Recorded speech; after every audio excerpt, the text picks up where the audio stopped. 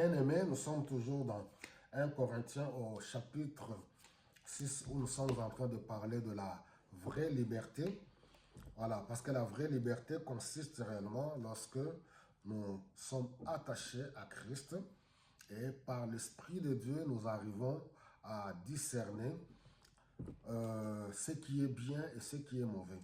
Et lorsque nous nous appliquons à faire ce qui est bien, cela nous apporte l'épanouissement parce que le mal a servi et le Christ nous rend libres. Regardez au verset 15, parce que la fois passée, on a parlé à partir du verset 12 pour dire que tout m'est permis, mais tout n'est pas utile. Voilà, donc, est-ce que ce que je fais là, ça peut m'édifier, ça peut édifier le corps du Christ et ça peut édifier le Seigneur.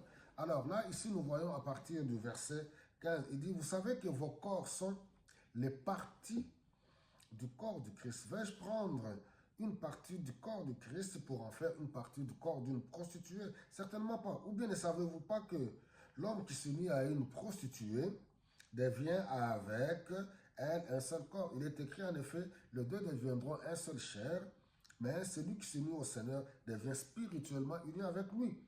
Fuyez l'immoralité. Tout autre péché commis par l'homme reste extérieur à son corps.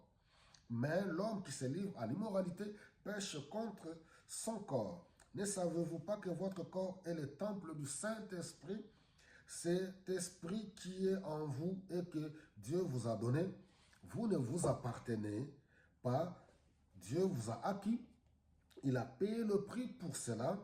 Mettez donc votre corps lui-même au service de la... Mettre son corps au service de la gloire de Dieu. On est unis à Christ. Lorsque nous nous détachons au Seigneur Jésus-Christ et que nous nous attachons aux idoles, les idoles peuvent être expliquées de plusieurs manières. Nous nous unissons, c'est-à-dire que nous nous livrons à la prostitution. Dieu est unique, il est saint. Il veut que nous puissions marcher dans la sainteté, dans la sanctification, comme lui-même est saint.